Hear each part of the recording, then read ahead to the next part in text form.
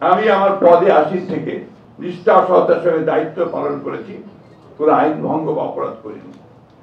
আমি আমার বক্তব্য শেষ করছি পবিত্র কোরআনের সূরা নিসার 135 নম্বর আয়াতটির বাংলা তর্জমার কথা উল্লেখ করে, হে ঈমানদারগণ, তোমরা ন্যায়ের উপর প্রতিষ্ঠিত থেকো, আল্লাহর ওয়াস্তে ন্যায়সঙ্গত সাক্ষ্য দান করো, তাতে তোমাদের নিজের বা পিতা মাতার অথবা নিকটবর্তী আত্মীয় স্বজনের যদি ক্ষতি হয়, তবু কেউ যদি ধনী বা দরিদ্র হয়, তো আল্লাহ তাদের শুভাকাঙ্ক্ষী তোমাদের চাইতে বেশি।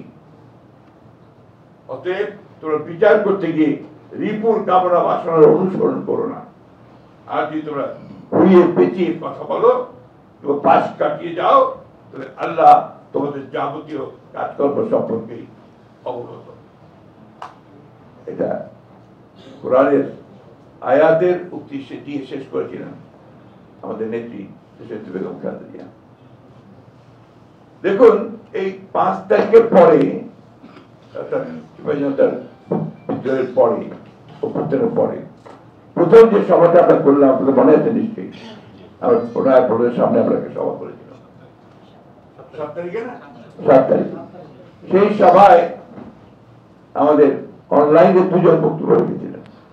একজন হচ্ছে আমাদের চেয়ারপারসন দেশনেত্রী বেগম খালেদা জিয়া, একজন আমাদের ভারপ্রাপ্ত চেয়ারম্যান জনাব তারেক রহমান। দেশনেত্রী বেগম খালেদা জিয়া 4-5টা কথা বলেছিলেন। ফ্রম হসপিটাল, তার সেই অসুস্থ অবস্থার আপনার বেড থেকে তিনি বলেছিলেন যে আজকে আমাদের এত রক্তপাত, এত ত্যাগ আত্মকের পরে আমরা মুক্ত হয়েছি। এই মুক্তির জন্য যারা জীবন দিয়েছে, প্রাণ দিয়েছে, উৎসর্গ করেছে, তাদের প্রতি কৃতজ্ঞতা জানিয়েছেন। সব শেষে তিনি বলেছেন যে এখন আমাদের ধৈর্য ধরতে হবে, এখন আমরা কোনো প্রতিশোধ নেব না, এখন প্রতিহিংসা নয়, এখন প্রেম ভালোবাসা দিয়ে আমাদেরকে সামনে এগিয়ে যেতে হবে, গণতন্ত্রের প্রতিষ্ঠা করতে হবে। কয়েকটা কথা, এই কথাগুলো আমাদেরকে উপলব্ধি করতে হবে। আজকে আমরা যে কথা শফিক ভাই বলেছেন তার বক্তব্যের মধ্যে, যে অহিংস আন্দোলন করেছি আমরা সেই যে জনসভাগুলো, মহাসমাবেশগুলো আমরা করেছি বিভাগের বিরুদ্ধে, 7 লোক এসছে, 100 মাইল সাইকেল চালিয়ে এসছে, পায়ে হেঁটে এসেছে, এগুলো সংগ্রাম নয়, আন্দোলন নয়। তো এই জিনিসগুলো সবাইকে মনে রাখতে হবে, যার যেটা কন্ট্রিবিউশন, সেই কন্ট্রিবিউশনকে স্বীকার করতে হবে। আমরা অবশ্যই শ্রদ্ধা জানাই, আমরা কৃতজ্ঞতা জানাই সেই সমস্ত তরুণ ছাত্রদেরকে যারা প্রাণ দিয়েছে, যারা আন্দোলন করেছে, সংগ্রাম করেছে। কিন্তু বিভক্তির রাজনীতি যেন আমরা না করি। এখন যেটা প্রয়োজন, সবচেয়ে বেশি প্রয়োজন, দেশকে বাঁচানোর জন্য, গণতন্ত্রকে ফিরে পাওয়ার জন্য ঐক্য, স্ট্রাকচার তৈরি করার সংস্কার অবশ্যই লাগবে। কিন্তু সেই সংস্কারটার পেছনে যে শক্তিটা লাগবে, সেটা হচ্ছে একটা নির্বাচিত পার্লামেন্ট, নির্বাচিত সরকার। এটা ছাড়া সংস্কারকে কখনো আপনার লেজিটিমেসি দিতে পারবো না, আমরা এটাকে প্রতিষ্ঠিত করতে পারবো না। তাই আমি সেই সব বিতর্কে আমি যেতেও চাই না। অনুরোধ করবো যে আমরা বিতর্কে বেশি না জড়াই। আমরা আহ্বান জানাবো দেশের সমস্ত গণতন্ত্র প্রেমী মানুষদেরকে, স্বাধীনাধিকার মানুষদেরকে, যে ঐক্যবদ্ধ থাকবেন, বিভাজিত হবেন না। আর আমি রাজনৈতিক নেতা কর্মী যারা যেখানে কাজ করছেন সবাইকে অনুরোধ করবো, বিভাজন সৃষ্টি করবেন না। মানুষ একেবারে যেন ডেসপারেট হয়ে গেছে, তার দেশকে ভাগ করবে, আবার জনগণকে বিরক্ত করবে। এখন বিভিন্ন রকম কথা বলছে, বিভিন্ন রকম আপনার উস্কানি দিচ্ছে, উস্কানিমূলক কথা হচ্ছে। আপনারা দয়া করে এগুলোর মধ্যে যাবেন না।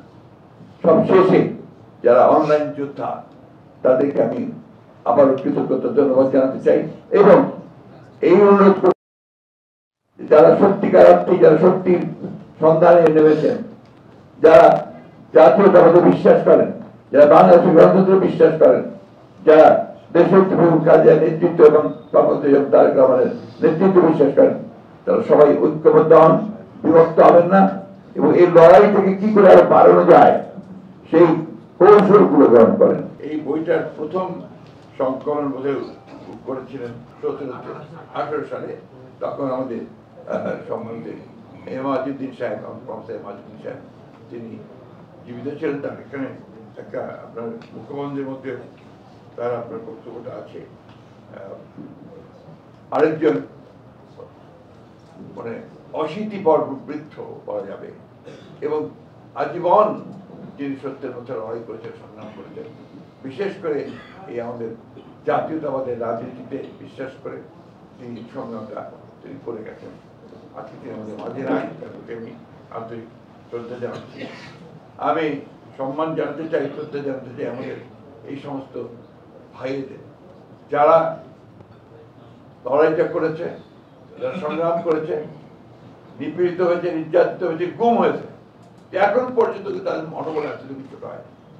পারিবারিক ভাবে তারা অসহ্য কষ্টের মধ্যে পড়েছে, সেখানেও কিন্তু তারা মাথা নোয়ায়নি, মাথা উঁচু করে থেকে।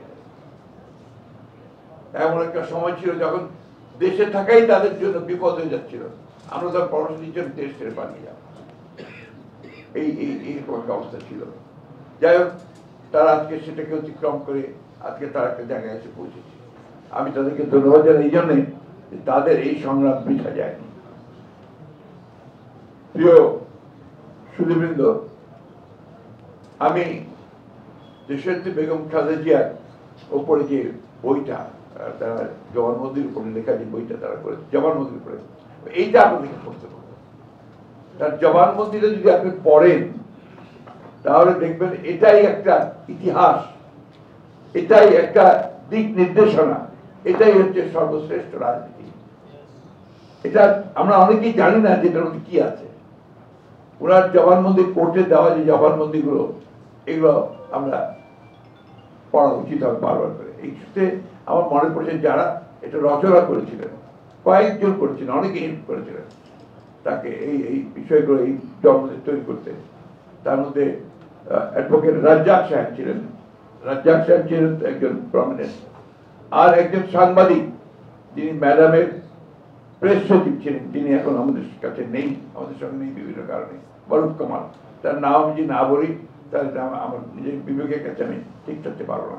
অত্যন্ত অত্যন্ত বড় কন্ট্রিবিউশন ছিল তার। শফিক ভাইও এর মধ্যে ছিলেন, তার ওইখানে কন্ট্রিবিউশন অনেক আছে। এটা আপনার আমি কথা বারবার করে সেই জন্যই বলছি।